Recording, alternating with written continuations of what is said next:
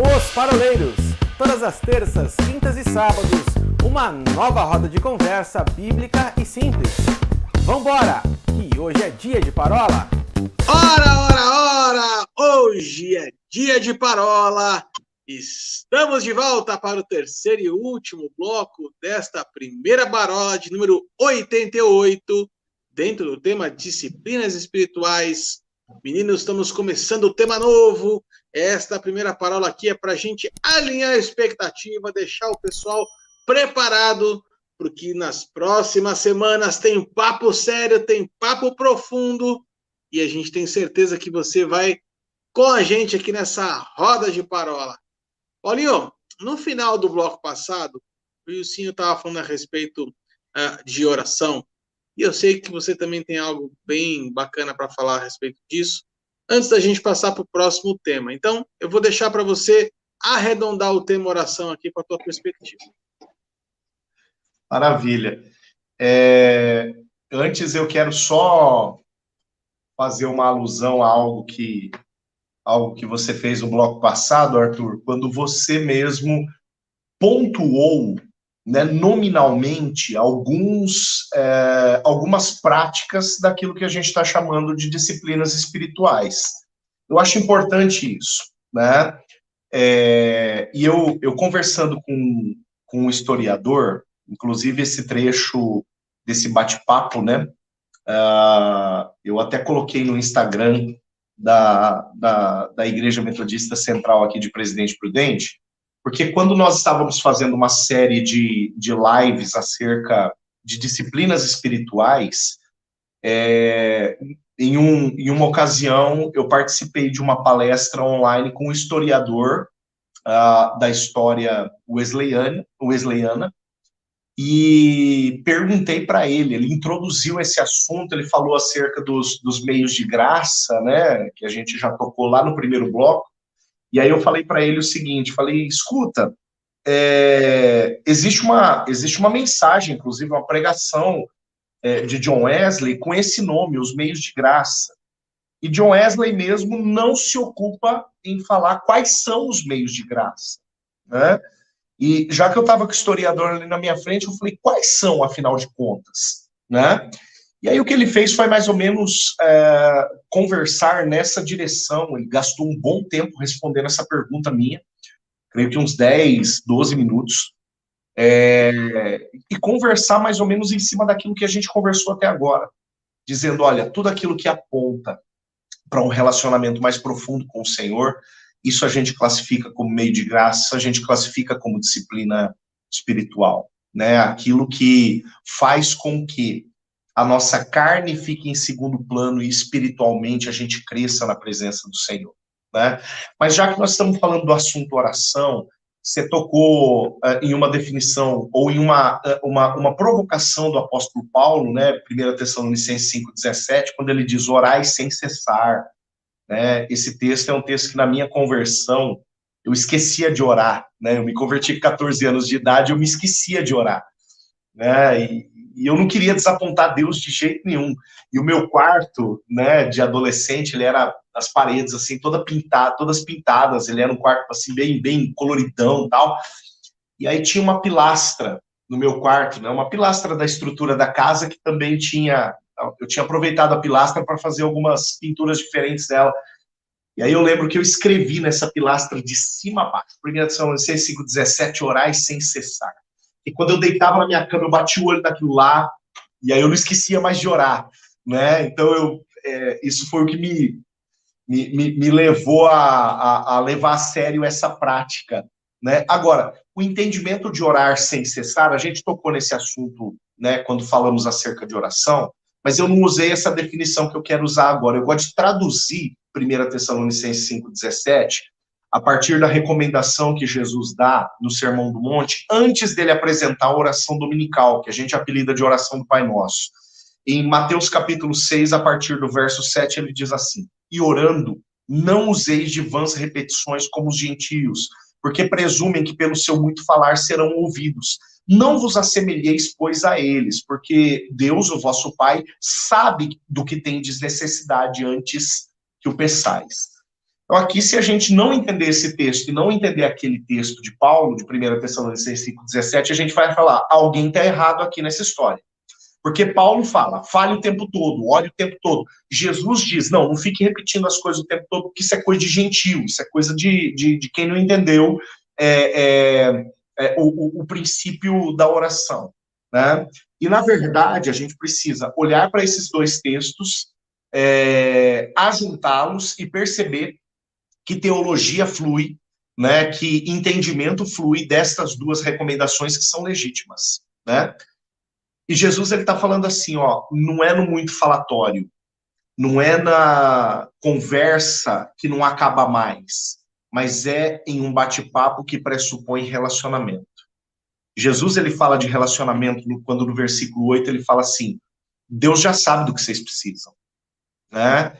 Então, aonde que eu ligo o orar sem cessar aqui? O orar sem cessar é entender que Deus sabe do que eu preciso, falar com Deus, inclusive, acerca do que eu preciso, mas pressupor essencialmente o relacionar-me com Ele, o estar com Ele, o gastar tempo com Ele, o passar tempo com Ele, né? Então, em primeiro lugar, vamos quebrar uma vaca sagrada aqui. Em primeiro lugar, né? Para que eu oro?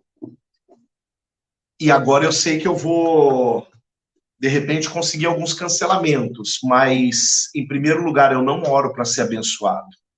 Eu não oro para ser protegido. Aliás, eu vou até aumentar aqui a gama de cancelamentos. Deus não quer que você fique orando para ser protegido, para ser abençoado. Jesus está falando que o Pai sabe do que a gente precisa. Então eu não posso orar por essas coisas? Não estou falando isso. E nem Deus falou isso, que você não pode orar por essas coisas. Você pode orar por qualquer coisa, né? Inclusive por aquilo que não está na vontade de Deus. Até pelo que não está na vontade de Deus, você pode orar. Você só não vai ser atendido, né? Ou vai tomar um nãozão bem redondo na sua cara, né? Mas você pode orar por qualquer coisa. Por qualquer, inclusive, bobagem. Vai tomar um não redondo, mas, né? Pode orar, você tem essa liberdade. Agora, o que o Senhor quer, em primeira instância, que a oração conote para mim. E aí a oração conotando isso para mim, eu vou ter liberdade e entendimento de, inclusive, colocar as minhas petições, as minhas súplicas, como são orientadas inclusive pelo apóstolo Paulo, né? Inclusive por Tiago, dizendo, ore a ele, né? Com súplicas, com pedidos, colocando mesmo as suas dificuldades. Súplica é choro, né? Então eu posso fazer tudo isso. Mas, em primeiro lugar, para que serve esse dispositivo da oração? Para relacionamento, né? Aquele texto de Miqueias, capítulo 6, versículo 8, que nós lemos no bloco passado, o andar com ele, o crescer na presença dele, né? E por consequência do andar com ele, eu peço. Por consequência do andar com ele, eu suplico. Por consequência do andar com ele, eu choramingo na presença dele, mas por consequência do andar. Não é o falatório, não é o pedir, pedir, pedir, não é o clamar, clamar, clamar, não é o chorar, chorar, chorar, sem um propósito anterior de me relacionar com ele. Então, em primeira instância, relacionamento. Né? E isso, mais uma vez, é base de toda a disciplina espiritual, Will. Já que você falou de chorar, vamos lembrar que a palavra do Senhor diz lá em Salmos, que o Senhor recolhe as nossas orações, as nossas lágrimas dentro do odre, né? E isso daí é algo tremendo. Então, ou seja, aquilo que você está semeando com lágrimas, né? O Senhor está recolhendo num odre. E esse odre no tempo oportuno. Olha que interessante, se nós pegarmos a história do odre, nós vamos ver que ele serve para amadurecer, né? Tornar o vinho um pouco mais apurado. Isso me faz entender que quando eu oro, o Senhor ele está apurando as nossas orações para que, quando ela seja concretizada. E veja, a palavra do Senhor diz, olhando para o testemunho de Daniel, ele fala assim, olha, desde o primeiro dia eu ouvi tua oração. Nós já falamos isso na parábola de batalha espiritual, né? Eu já ouvi, mas existe... Não, Will, só um parênteses, não tem oração que Deus não ouve. Né? Não, é verdade. E outra, não tem oração que ele não responde. Aqui a resposta dele pode ser ou não. Exatamente. Agora, aproveitando esse pulo que você deu aí, Paulinho, eu quero tocar um pouco, nós já falamos sobre, no batismo com o Espírito Santo, sobre também orar em línguas, né? Porque quando nós oramos em línguas, diz lá o apóstolo Paulo em 1 Coríntios capítulo 14, que quando eu oro em línguas, eu me edifico, né? Então, ou seja, veja como é importante essa prática de oração, porque quando eu estou orando em línguas, eu estou me edificando. Diz lá Judas, né, não o que traiu a Jesus, vamos deixar isso bem claro, né? De Judas, o outro, né? Como é identificada a palavra, Judas, o outro. O que não traiu se chama o outro. É uma coisa estranha. Devia ser um, né? O que traiu que tinha que ser o outro. Exatamente. Mais um. Boa. Isso mesmo. Paralelo também é cultura. Que ele vai falar assim, que quando nós oramos em línguas, né, nós santificamos a nossa fé, né, nós edificamos a nossa santíssima fé. Isso significa dizer que quando eu estou orando em línguas, a palavra do Senhor diz que além de eu me edificar, eu falo em mistérios com Deus. Ou seja, é nesse ambiente, é nesse cenário, é nesse momento em que eu e Deus eu vou afinando o meu relacionamento com Ele. Porque ali é uma conversa de pai para filho. Né? E a palavra do Senhor diz que eu sou espírito, o Pai é espírito, então importa que nós o adoremos em espírito. Então, naquele momento, eu posso estar salmodiando, cantando cânticos espirituais, eu posso estar nesse ambiente, né, propício e, como consequência, a minha santíssima fé sendo edificada, o meu espírito sendo edificado e ainda recebendo da parte de Deus estratégias. Eu me lembro, uma certa vez, o filho do Marcos Iabe, um amigo nosso, ele virou e falou assim, nossa, pai, o diabo é burro, né? Aí ele virou e falou assim, por quê, filho? Porque a gente fala em gelês, e aí o diabo não pode entender o que a gente fala, né? É lógico, quando ele falou isso na sua inocência. Mas ali tinha muito da verdade de Deus, porque quando nós oramos em línguas, nós estamos orando em mistérios. E é ali onde o Senhor começa a passar percepções para o nosso espírito. O apóstolo Paulo, lá em Atos, capítulo 27, se eu não me engano, ele diz assim, que ele teve uma percepção espiritual de que não se deveria seguir naquela viagem. Então, veja, quando nós buscamos a direção de Deus, Deus fala mistérios, revela coisas para nós. Por quê?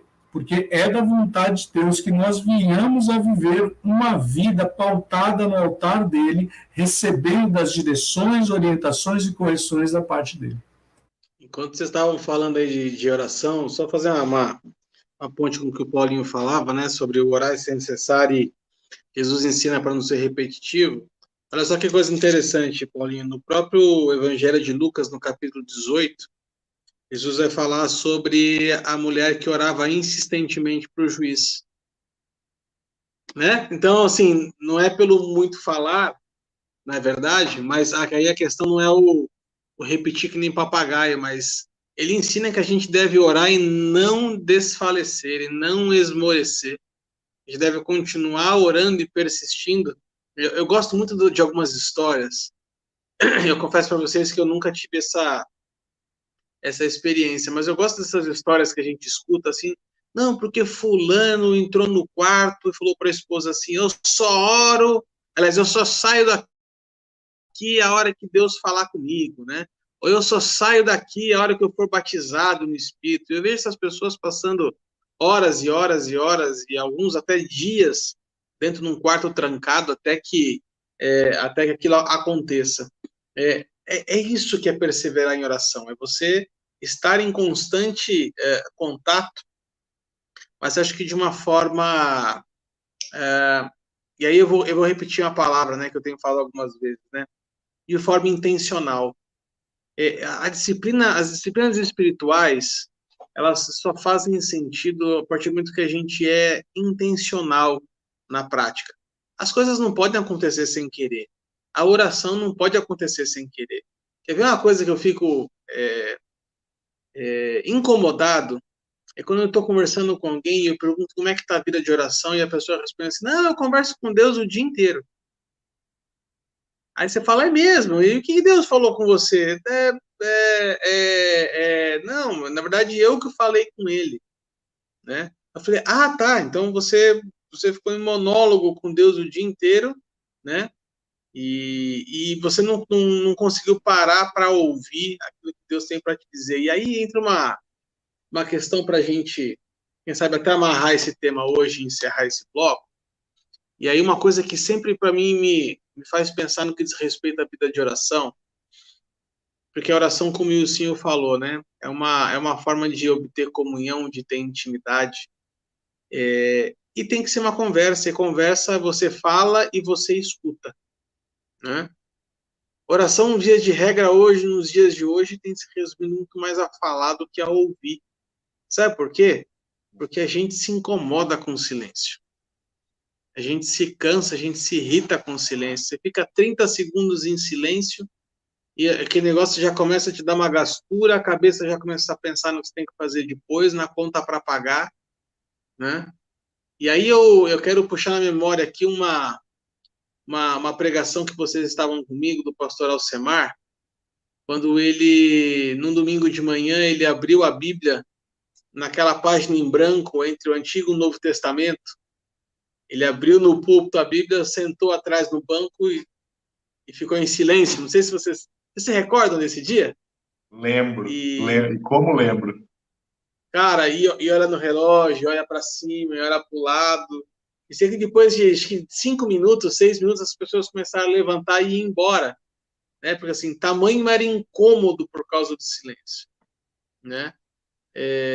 Precisamos voltar, quem sabe, meninos, até aproveitar a palavra do Ilcinho a respeito de meditação, né?